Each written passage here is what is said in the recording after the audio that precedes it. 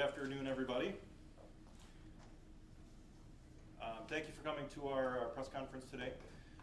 I'm Dodge County Sheriff Dale Schmidt, and with me today I have our District Attorney, Andrea Will, PJ Schobel, our Medical Examiner, and Lieutenant Taylor Nails, who's our Lieutenant over our Criminal Investigative Division. I'll be presenting a series of slides to you today, and then at the end we'll have questions. They'll be available if we have any questions for them. First, I want to start with why are we here and what authority do I have to investigate crimes within the prisons of Dodge County. We're here today because we want to talk to you about 4 deaths that have occurred since June of 2023. And the authority that we have to investigate those crimes is that we actually have 4 prisons which fall within Dodge County. We have Dodge Correctional Institution, Waupun Correctional Institution, Fox Lake Correctional Institution, and the John C. Burke Correctional Center.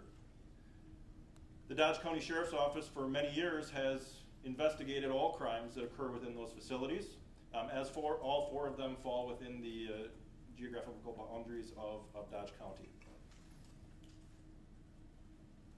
I also want to make a clarification, since I have all of you here, none of this has anything to do with Dodge Correctional Institution, but routinely people do confuse the Dodge County Correctional Institution with the Dodge County Jail. They are not one and the same. The Dodge Correctional Institution is a state-run facility which is a prison, and the Dodge County Jail is the county jail run by the county and specifically by the sheriff. Today, what I want to talk about is 4 prison deaths that have occurred within Waupun Correctional Institution in Waupun. We have 4 decedents that have passed away. They occurred on June 29th, 2023, October 2nd, 2023, October 30th, 2023, sorry about the typo there, and February 22nd, 2024. We refer to them as decedents today because there is a constitutional amendment that was passed a couple of years ago, regarding crime victims' rights. And we want to be careful that we are respecting those rights of crime victims.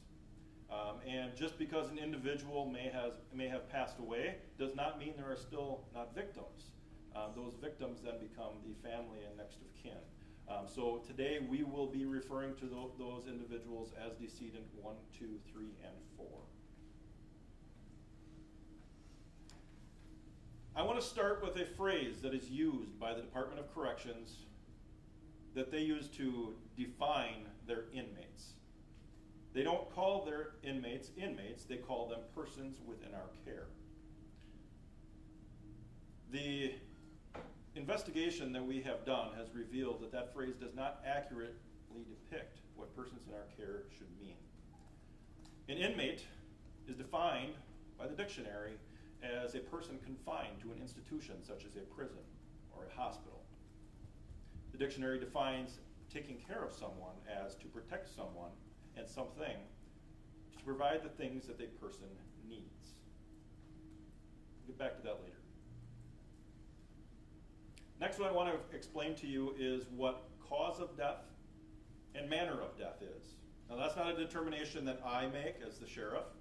That's a determination that is made by our medical examiner. We're going to share that with you on all 4 of these deaths so that you have an understanding of what the cause and manner of death is, but I also want you to know what they mean before we throw those terms up there. The cause of death is a disease of injury that leads to death. The manner of death is how the death is classified by the medical examiner for purposes of the death certificate. I'm going to start with decedent number 1. Decedent number 1 was pronounced dead on the morning of June 29th, 2023, due to apparent suicidal action. He was housed in general population for 20 days, from June 1st through June 20th of 2023. 3 days during that time, he received 0 medications. 7 days, we found that only one of the staff distributed medications was distributed. So 7 of those days he received 1 of 2 which were distributed by staff. During that time, we also discovered that staff are not required to wear body cameras during medication passes in general population. So we don't have any video confirmation. All we have is the documentation of that they put down in their emergency medical records. It is unknown if any staff issued medications that were refused by the decedent or simply just not distributed. I can't tell you if they just weren't given or the individual said, I don't want them. There's just no entries in the EMR to give us that information. There were other medications that they call keep on person. There was 2 medications that this individual had keep on person while in Gen Pop that he was responsible for requesting refills from HSU, the Health Services Unit, and taking care of those internally within the cell. They were not distributed by staff. So those during general population are not ones that we're certainly concerned with them, but we're not concerned about distribution by staff on a daily basis.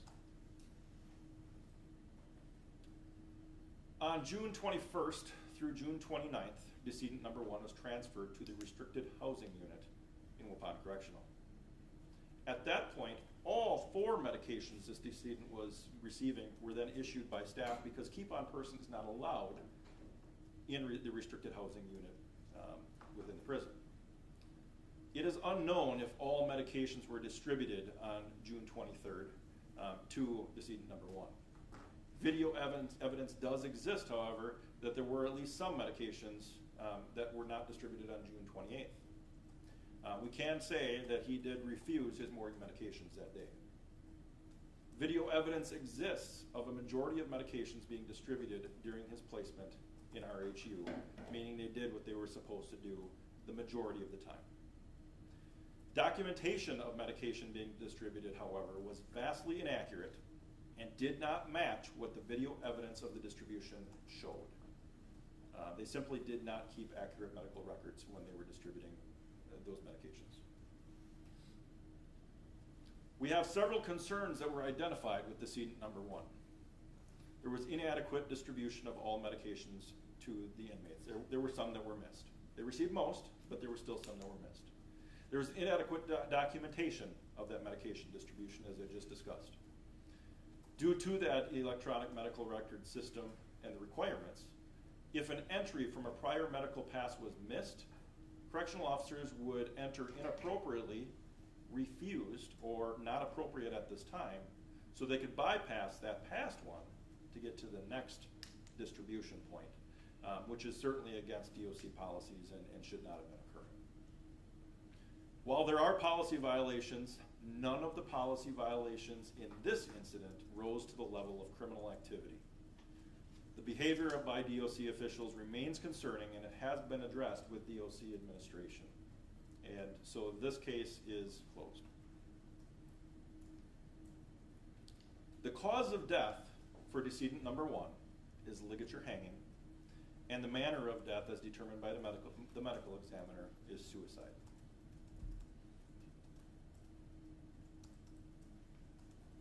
Decedent number 2 was pronounced dead on the evening of October 2nd due to an apparent drug overdose. Decedent number 2 was housed in general population. The investigation shows that there are no concerns of staff misconduct as part of this investigation. Of great concern, however, is the quantity and frequency of contraband being able to be smuggled into Waupun Correctional Institution. Smuggling of contraband continues to be investigated by partnering law enforcement, and as a result, this case does remain open. Cause of death, acetylfentanyl and fentanyl toxicity. The manner of death is deemed an accident. There are no charges at this point in this incident. Decedent number 3 was pronounced dead on the morning of October 30th, 2023, due to a stroke.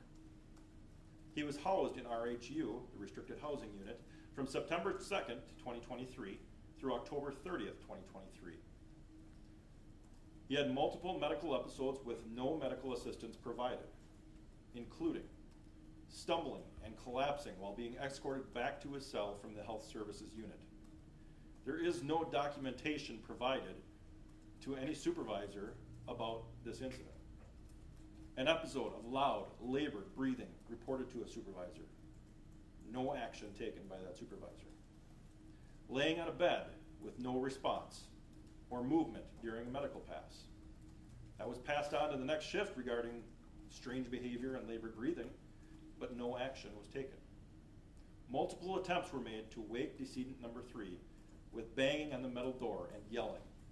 No response was ever received from that decedent.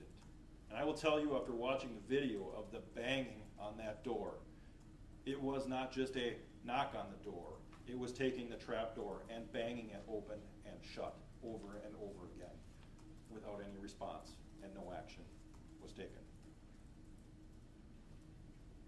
Numerous medical passes were done with no response from the decedent. Numerous hourly rounds, and I'll just define that for you in a minute, were conducted with no response from the decedent. Numerous hourly rounds were skipped by staff or were done in a fashion which correctional officers in no way could have checked on the status of that inmate, even to the point of simply walking down the hallway without even looking into the rooms. So what is a round? A round is an hourly check, most recently changed to a 30-minute check, which is done by correctional officers, and it's one of the most basic functions of a correctional officer. This is done to ensure that inmates are alive and not in distress. It is trained to look for the rise and fall of chest and other signs of life when the inmate is sleeping. It's obvious signs of life were not seen. If it's obvious that signs of life were not seen, a supervisor must be contacted to take action. A nurse and a correctional officer finally identified that the decedent needed to be checked on. That nurse was at the end of her shift and relayed to the incoming staff that a cell entry was recommended and a cell entry team would need to be assembled. The incoming nurse, without visiting the decedent's cell, determined that there was no medical need to make entry into the cell of the decedent. Supervisor working also ignored obvious concerning behavior and failed to take action to check on the needs of the decedent. It was determined that the decedent passed away following this time period and likely was in dire medical distress when the incoming nurse determined that there was no medical need to make entry. Evidence shows that the decedent was dead in his cell at least 12 hours before he was discovered on the morning of October 30th, 2023.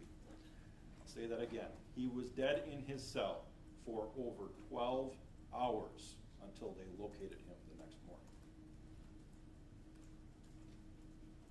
Cause of death: multifocal infarct due to multifocal cerebral venous thrombosis.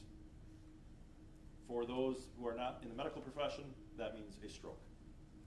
The manner of death is determined as natural. Decedent number 4 was produced dead during the evening of February 22nd, 2024, due to maltreatment by staff.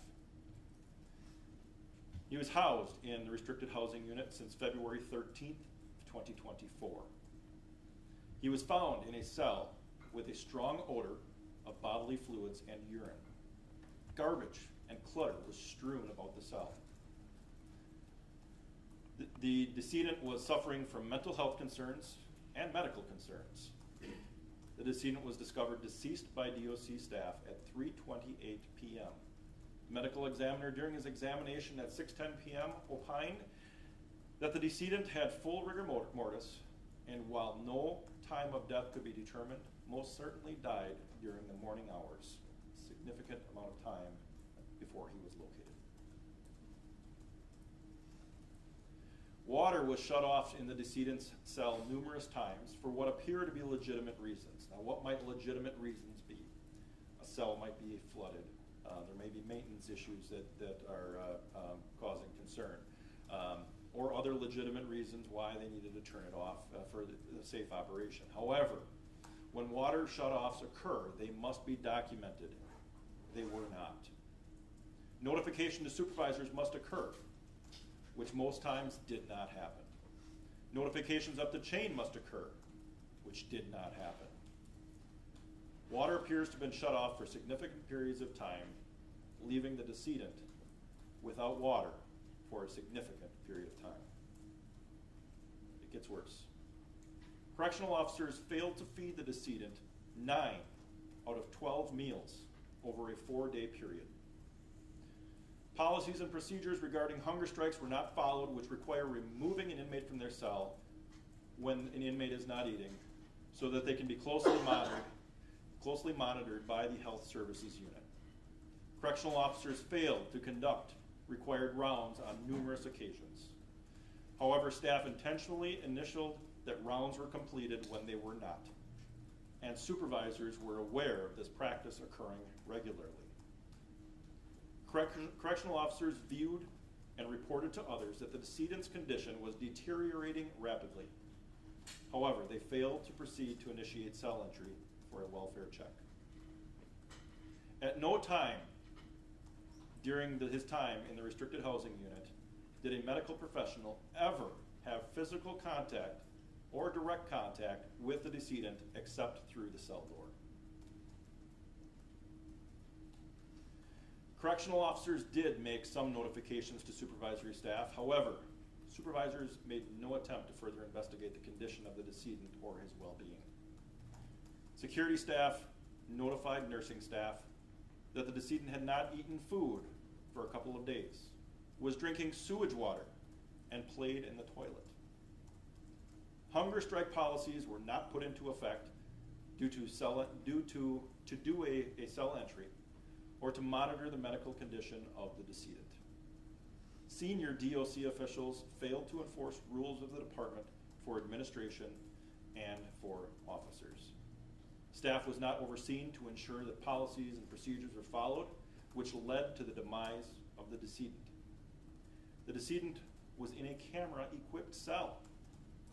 However, the camera was unusable for safety observation of inmates due to poor condition and no visible images could be viewed. Meaning you have somebody in a monitored cell for the purposes of making sure they're being watched, and you can't watch them the way you were intended to watch them. The cause of death: probable dehydration and failure to thrive due to malnutrition.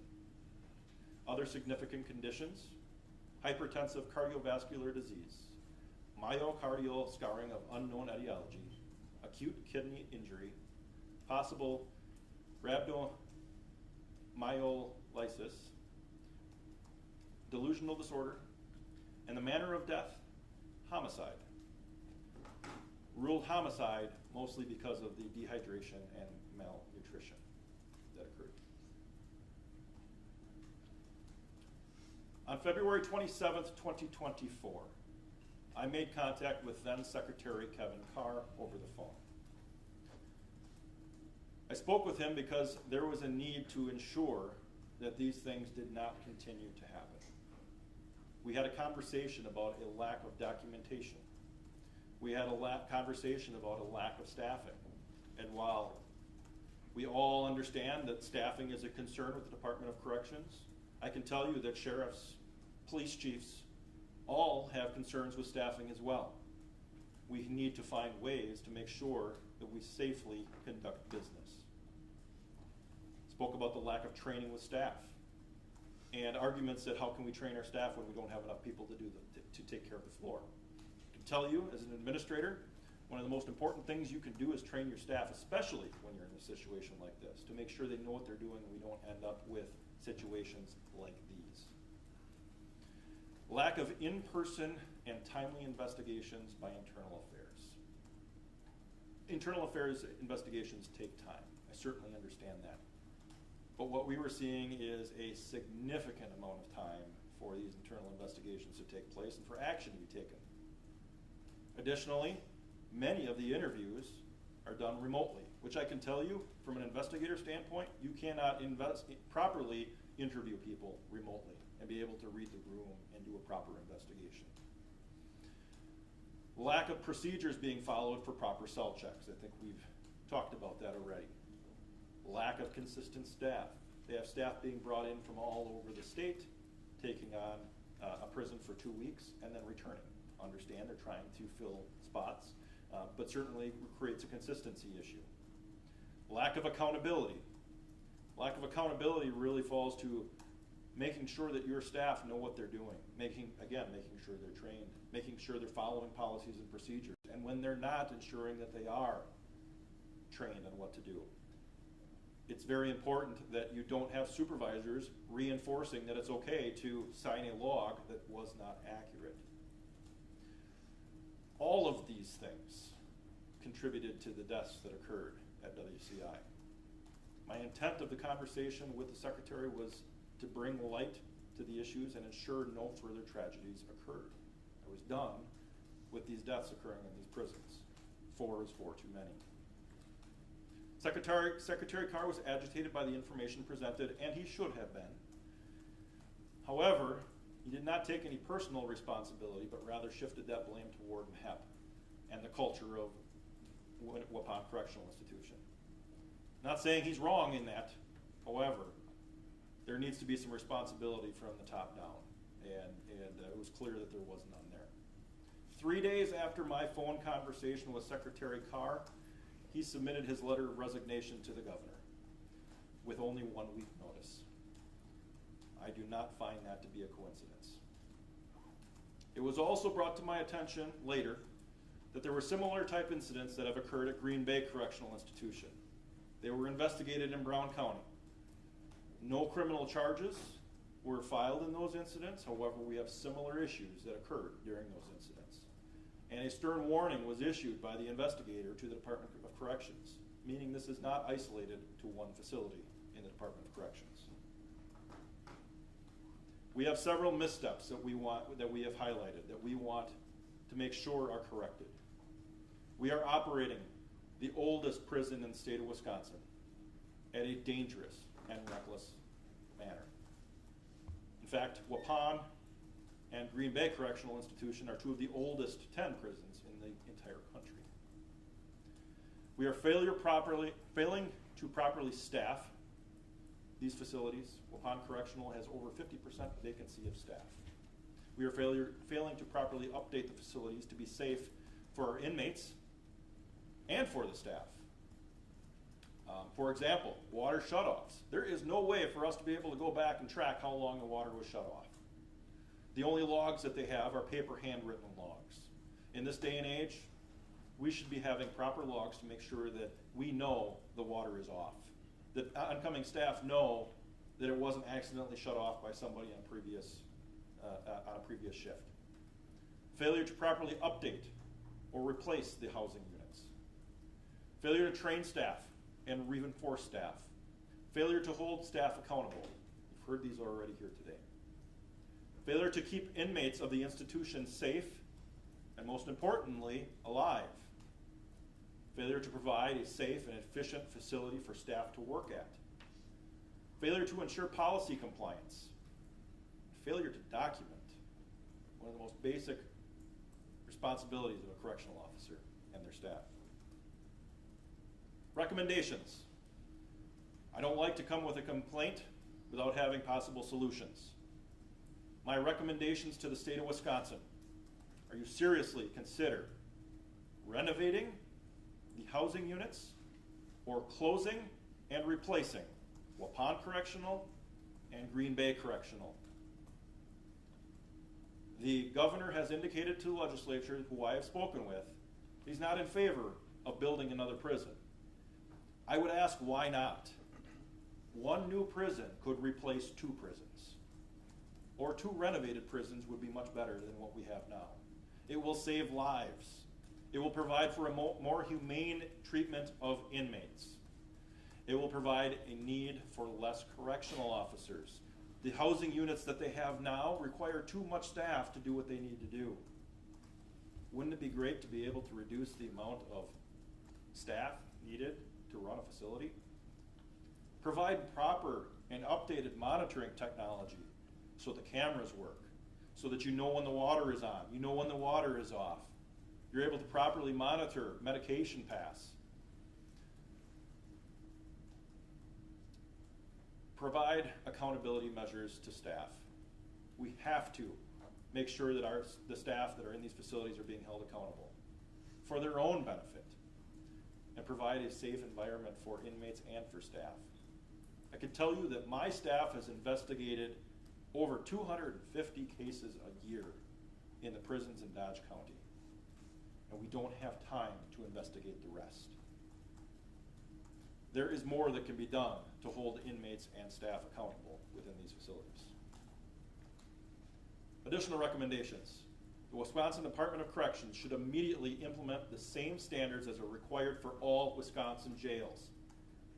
Every year, the Department of Corrections comes through per statute, and they do an inspection of my jail and the other 70 jails in the state of Wisconsin.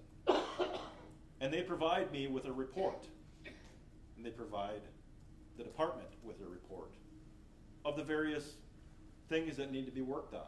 Are we perfect? Absolutely not. Am I expecting the Department of Corrections to be perfect? Absolutely not. Are there going to be some deficiencies? There will be, because we are not perfect. But I will tell you that our inspections have made us better, and that's the purpose of it. Those inspections identify issues that we need to correct every year. They don't have that for the Wisconsin prisons. Each warden is responsible for ensuring the safety and security of the prisons within their control. But there's no inspections. They need to start. And I would call on the legislature to enact legislation to make it the same. So we're all playing on the same field. It's interesting the Department of Corrections are the ones who do the inspections here. Cameras, especially in observation cells, need to be fixed to allow for proper monitoring of inmates. Give your correctional staff additional resources to make sure the people that they are taking care of are safe. And provide training to not only your frontline staff, but to your supervisors.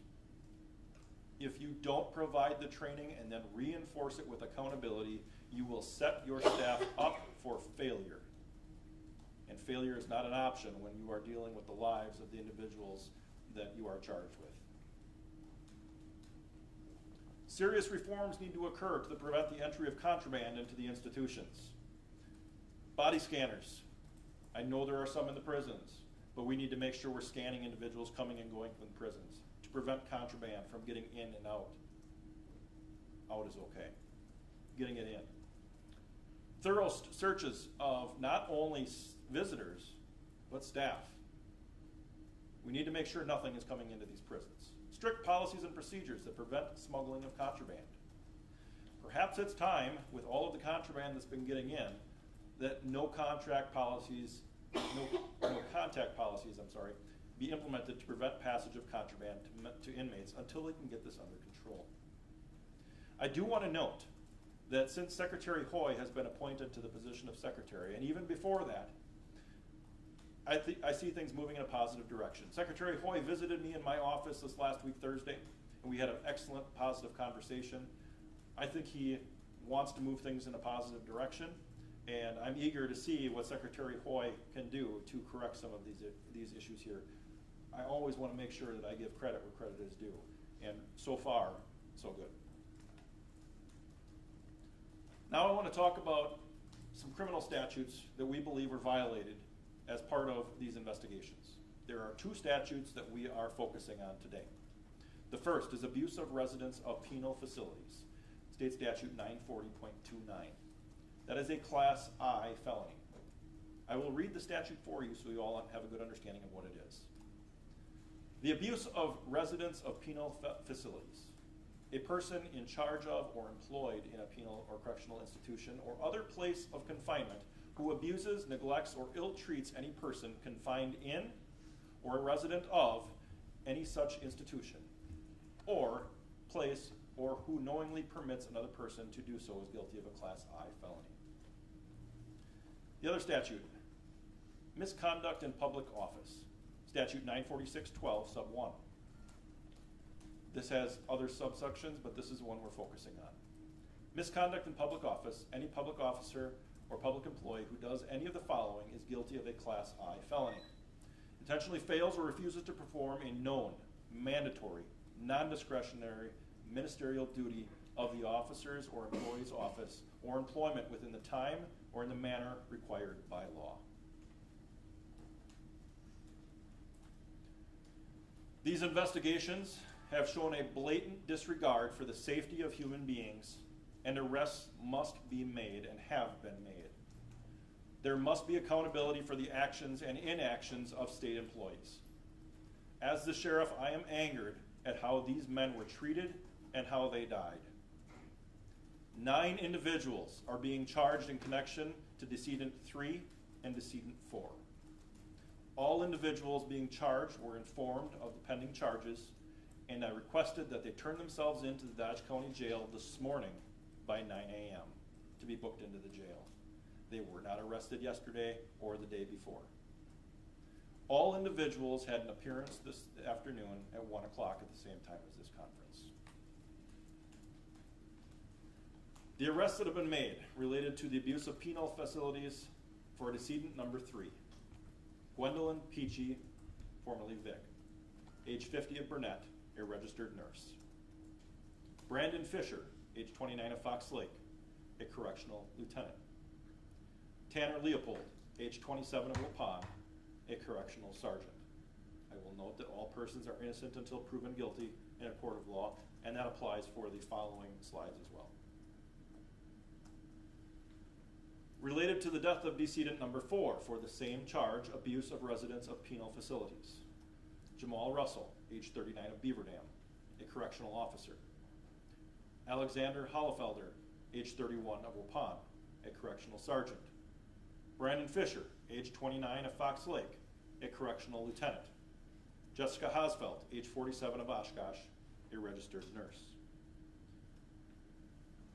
Related to decedent 4, misconduct in public office, statute 946-12 sub 1.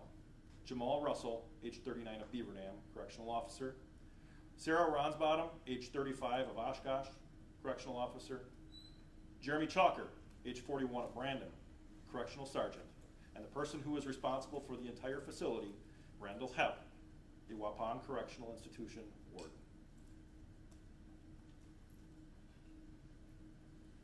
I am asking that the community remain calm. This no doubt has victims' families upset, and rightfully so. I am by no means as upset as they are, but these cases have infuriated me. We are asking people to remain calm. Investigations have been lengthy. I know many of you have contacted me many times over the last several months asking the status. Unfortunately, I haven't been able to release that until now. We need to make sure information is released at the proper time. Accountability will now occur, which is what people are looking for. The First Amendment will be protected. If there are individuals who do want to voice their concerns, they certainly can do so. What I want to caution the public on is if there are any vigils or protests that occur, which I'm hoping doesn't happen because we're holding people accountable, that you cannot exercise your First Amendment right of free speech while violating another law. We will support anybody who exercises their freedom of speech. But if anybody violates another law in doing so, i.e. blocking a street or blocking traffic or any other crimes, we will take action and we will make arrests. We are happy to protect anybody who does want to exercise their freedom of speech, however. Persons in our care, I'm coming back to this. This phrase bothers me at Waupun Correctional Institution. It is not a phrase that I would use at Waupun Correctional Institution. These people were not cared for. And they are people. They were not cared for at Waupun Correctional. And we are going to hold those responsible accountable. In conclusion, there are criminal complaints that our district attorney has filed. Those will be available for you at the Dodge County Clerk of Court's office at the courthouse. You can make contact, they'd be happy to get you copies of that. We will not provide additional information outside of what is in that criminal complaint. And really, we aren't going to take a whole lot of questions about the incidents themselves, we'll refer you to the criminal complaint on those. We ask that you respect the privacy of the families. This is difficult for them. They are struggling with this. Please, if they ask you, I don't want to talk to you, please allow them, let them be. And I've told them that they have that opportunity to do so. They certainly can talk to you if they'd like.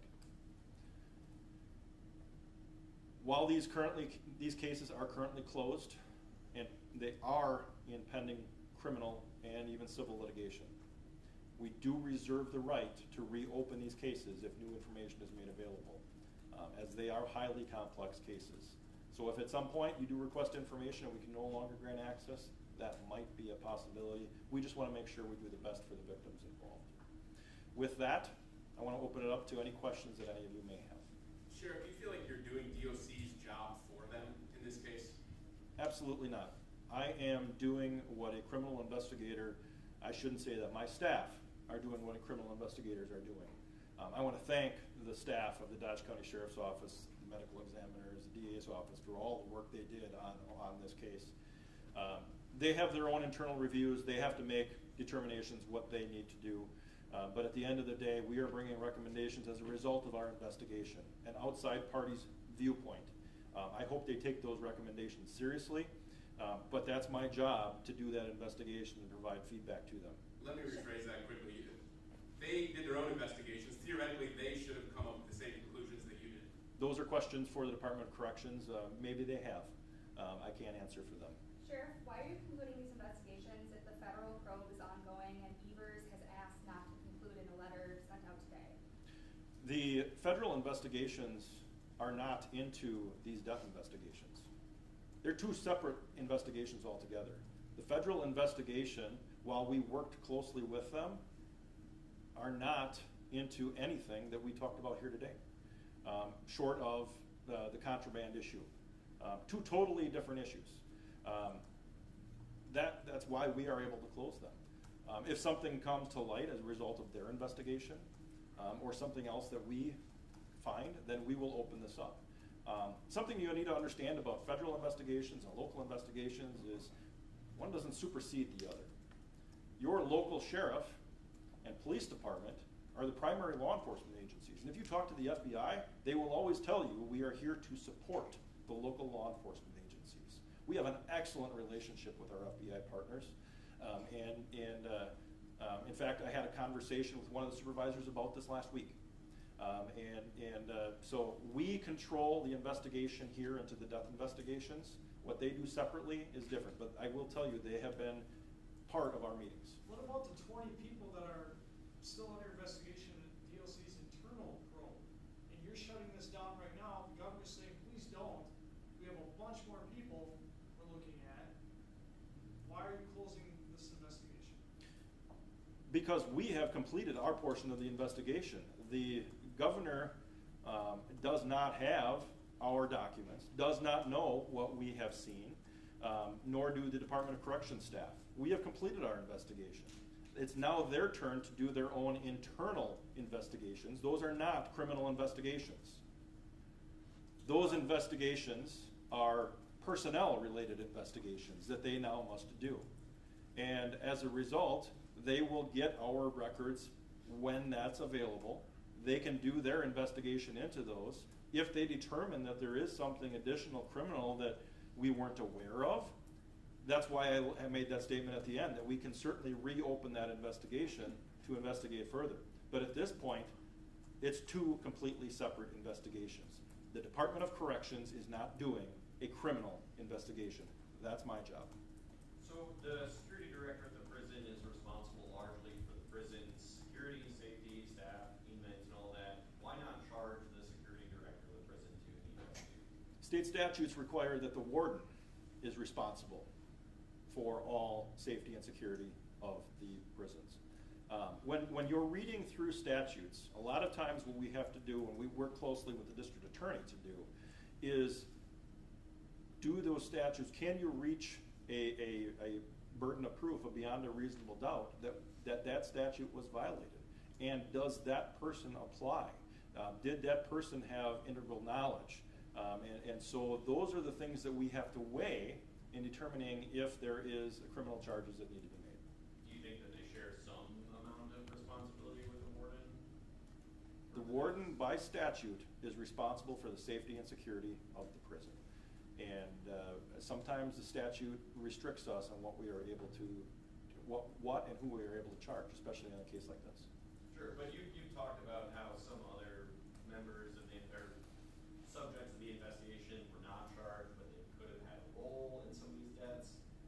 Why not the security director? Because the evidence that we have does not allow for us to file charges. It's that simple. You can file charges when the statute is violated. And if you cannot prove beyond a reasonable doubt that that statute was violated for that person, you can't file a charge against them. Very simple. Can you replay the slides that list the names of all the, at some point here, of all the arrestees and charges? We went through it kind of fast. I counted 3 slides. Yep. What's going to happen after this conference, we are going to put out a press release with all of those for you. That'll be made available on our app, on our Facebook page. You'll be able to grab We that. need those names to get the complaints. Yep, absolutely. Yep, absolutely. I can back it up right now for you, and you can start grabbing them. And then let me know when you want me to move to the next one. Excellent. Just within the last hour, we've had multiple inmates who are currently at Waupun reach out to our station directly expressing distress, saying there are people there yelling that they're suicidal, they're not getting the services that they need when it comes to mental health and medical. Being that we're at this point, what's your reaction to that? What concerns do you have, being that current inmates that are still alive there feel like they're suffering? It's my hope that the governor, the secretary, and the administrator of the Department of Corrections are going to take those concerns seriously and make sure that they address them. That's on them to take care of because that's their responsibility. I don't have any administrative control within the prison. My only ability is to investigate crimes that occur. So that really is a question that's going to have to be posed to the state of Wisconsin and how they're going to manage that. Sheriff, are Waupun and Green Bay Correctional still under modified restrictions? Have those prisoners gained any additional privileges since April? I cannot comment on Green Bay Correctional because I'm not familiar with that. I don't have the answer as to, I know that restrictions have been loosened. I don't have the exact answer on to what extent. That's a great question for the Department of Corrections. Sheriff, do you have any indication that these people you're showing on the screen are also part of the internal and/or federal investigation? That's not part of my investigation. So right, I'm not. Theoretically, you know they're the same people or not? Yeah. I'm not able to comment on who those people are because I don't have that information and I don't want to make an assumption. Do you know anything about Green Bay as far as what was investigated there and why charges aren't being brought? Those are questions that you can certainly request. I know there are documents that you'll be able to obtain regarding that information. You referenced like video footage that was part of the investigation. Will any of that be released, or is that something that would have to be like open records requested from you guys or DOC? So right now these cases are active because they're going through the courts. And so public release of information is going to be closely guarded to make sure that we don't impact the now litigation end of it. So until that happens, likely we won't be able to release any of those videos. And then DOC said that they cooperated with your investigation. Is that a fair characterization in your estimation, considering, you know, it sounds like they weren't doing their jobs? Yes, DOC did cooperate. I think a big part of that is that I do have a detective that's assigned strictly to prison investigations. They're there regularly. They understand the systems, and as such, they cooperated fully. Why are you optimistic the new secretary can get this on the right track? I'm optimistic that he has provided me with the right things so far. That's yet to be seen. He has been very open and honest with me. He has been accommodating to the needs that we have had, and we have so far a very good working relationship. And I'm optimistic and guarded optimism, of course, but I like to give credit where credit is due, and he has earned that to this point. Can you talk about the length of time a person could go away for a Class I felony? I think that's a great question for our district attorney.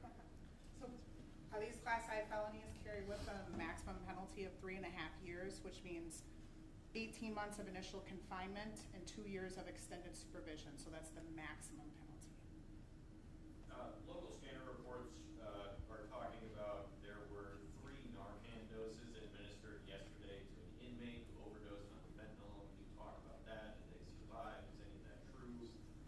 That did not happen at Waupun Correctional Institute.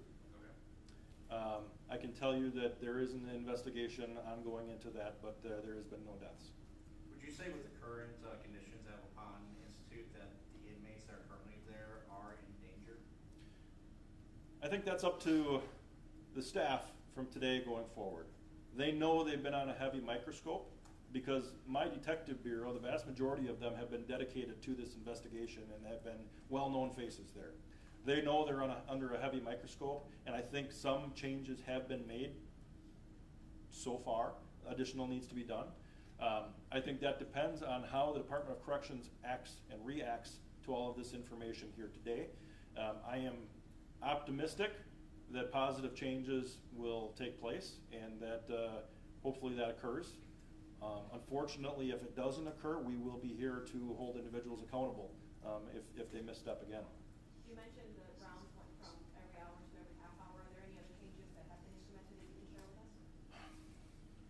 I can't really speak educated on that. That's a good question for the department. Can you think that the treatment of the inmates occurred because of the lockdowns, or the lockdowns made it worse? I do not believe that the lockdowns had anything to do with any of these deaths. In fact, the lockdowns should have made it better for the accountability and ensuring the safety of this facility.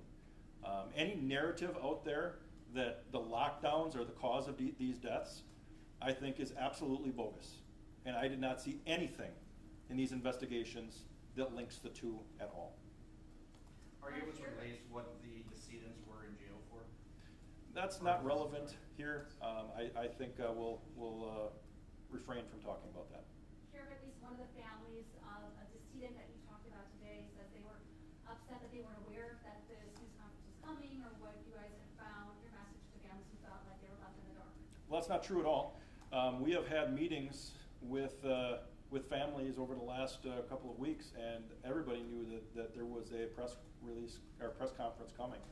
I know there's one family we didn't give exact date and time, but they certainly knew. And I did see the comment you're talking about. They certainly knew there was going to be a press conference because I told them exactly what it was going to be about. Can you speak to, I mean, you as a sheriff, you run a jail yourself, and this is something you're responsible for. How was it investigating a situation like this from that perspective, and did this change anything that you feel about your own facility? It actually made me extremely proud of the people that I have working at the Dodge County Jail. They are, in my opinion, second to none, and do a fantastic job. Are they perfect? Like I said before, no, I'm not perfect. But they do a fantastic job, and watching what they do and going over and seeing what they do, and then reading and watching videos and seeing what was going on here, I was proud of my staff. It infuriated me as what I was seeing within the prison, however, because a lot of the things that they were doing, my staff don't do every day, and they do it very, very well. So it was an interesting perspective. I will tell you that it was a very difficult conversation and a very difficult decision because we do have professional contacts with these individuals. But I think running the jail gave me unique insight into what needs to happen and gave me more of an appreciation for why they need to make changes at the Department of Corrections.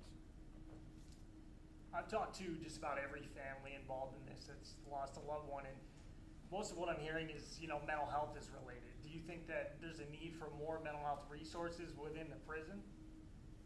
I think we have a epidemic across our country, not just in our prisons, of mental health related issues, and resources is one avenue. I think what I talked about related to simply renovating and providing a better environment for those people to live in is number one before you get to resources.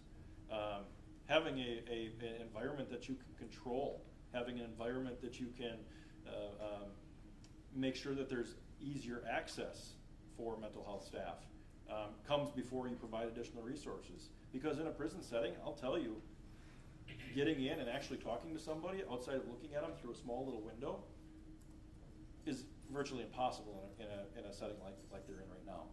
The environment is number one. They cannot make, shouldn't say they cannot, it'll be very difficult to make improvements to the mental health treatment of inmates in the environment they're in right now. It's a good question. You mentioned that you spoke with Kevin Carr, and shortly after that conversation, he resigned. I guess, is there any chance he, I guess why he was head of DOC and there were all these issues, why wasn't he charged? Is there a probe into him and what he knew when he knew it? That's a very similar answer to the question that I answered before. The statute requires that the warden be responsible, not the Department of Corrections secretary. I'm not saying that we didn't investigate all avenues, because certainly we always do when we do criminal investigations, but you have to go back to the statute. And the statute holds that certain individuals responsible.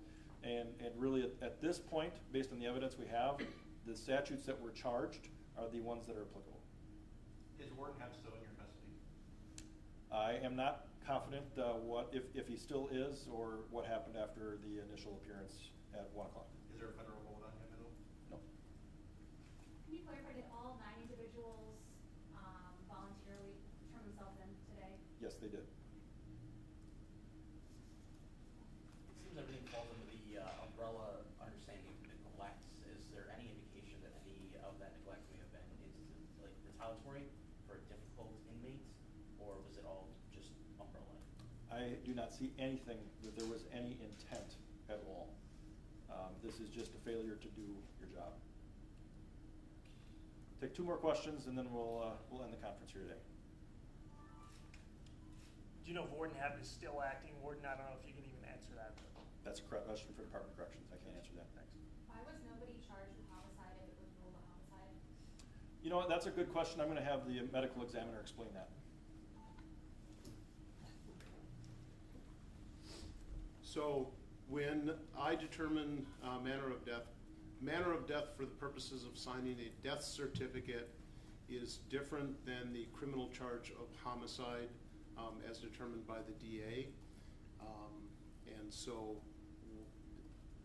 manner of death and homicide just means that another person was involved in the death of a person. It is not the legal definition or what the DA would charge. The DA can charge however they want on any of the manners of death. DA, same question.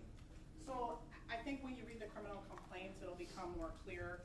In order to charge homicide against any individual, I have to show that one individual or several individuals were responsible for this. And I don't think that it was any one individual that was responsible. Our criminal code, even negligent homicide, does require an element of intent. And like the sheriff said, I don't think that there was any intent in these cases. I think this is purely one of neglect. So it was a discretionary decision that I made based on the evidence and what I thought I could prove in a court of law beyond a reasonable doubt. All right, thank you. Did you get all of the names, sir? Yeah, thank you. Okay. All right. Thank you, everybody, for coming today. And I appreciate you covering this. Have a good day.